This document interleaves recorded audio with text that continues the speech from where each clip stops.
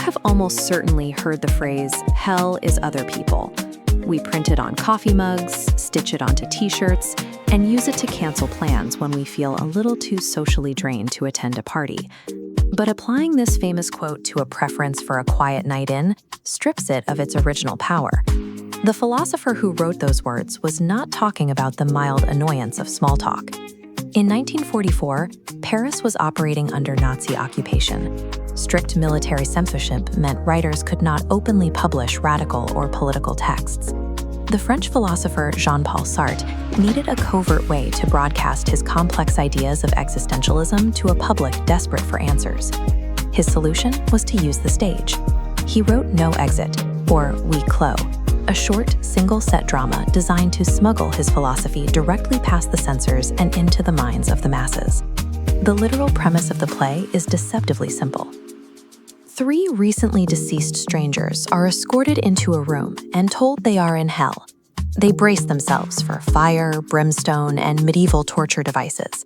Instead, they find a brightly lit Victorian drawing room and each other.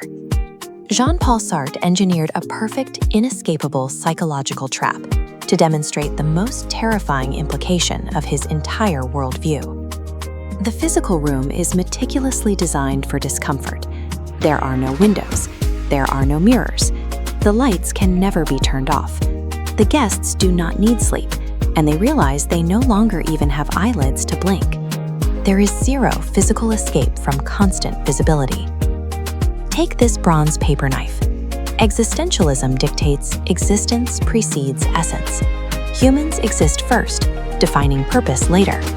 Objects are the opposite, created with a specific essence, cutting paper. But here, there are no books or letters. Without purpose, this knife is utterly useless. This bronze ornament is immovable. In this universe, nothing can be shifted or changed. A person's past actions are as heavy and fixed as the statue itself. This environment forces the characters to experience what Sartre called the look. Alone, you act as a free subject, but the second someone else looks at you, you become an object in their reality. Their perception forces an identity onto you, boxing you in. Stripping away physical escapes leaves them utterly defenseless against the continuous, objectifying gaze of their roommates. The true machinery of Sartre's torture device relies on the specific people chosen to occupy it. Each of them is operating under the philosophical condition of bad faith. This is the act of deliberately lying to yourself, pretending you have no choices, to avoid the terrifying responsibility of absolute freedom. Garcin is a journalist who abandoned his pacifist principles and deserted his post during wartime. Yet he projects the illusion of a courageous hero, refusing to admit he died a coward.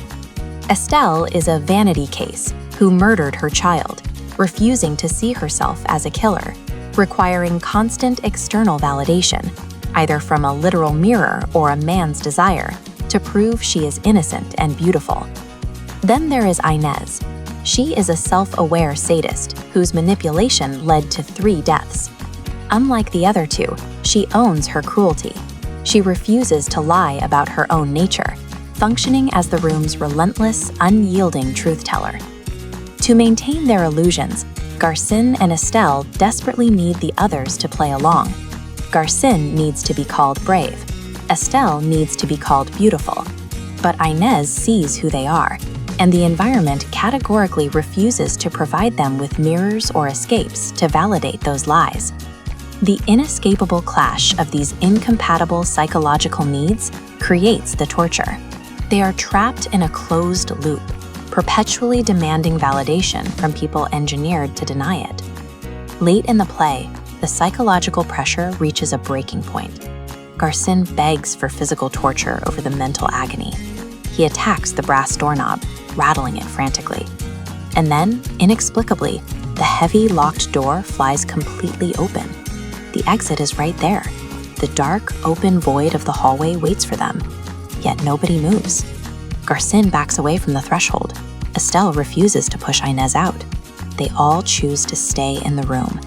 Stepping through that door requires stepping into the unknown. It means dropping their comfortable excuses, and taking ultimate, unshielded responsibility for their own lives and identities. For these three, that absolute freedom is far more terrifying than the familiar misery of the drawing room.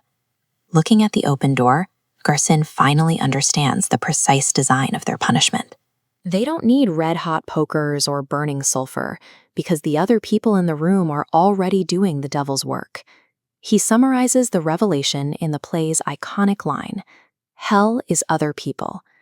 The agonizing destruction of our comfortable self-deceptions occurs when we are subjected to the truthful judgment of an outside perspective. No exit functions as a radical call to authenticity. Sartre demonstrates that if we stop living in bad faith and accept responsibility for our own choices, the gaze of others loses its power to torture us. The door to freedom is always open, as long as we have the courage to walk through it. Positivity, global coaching, yeah. Positive coaching, we move.